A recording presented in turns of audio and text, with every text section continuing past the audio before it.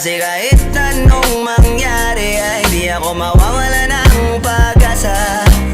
Ayaw kitang pilitin kung di ka pa handa. Sa susunod na lang, sa susunod na lang.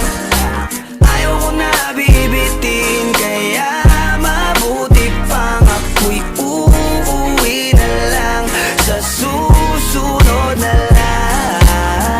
Napupuyat na ako kakapaalala, kumain at mag-ingat kung sakaling maggala ka.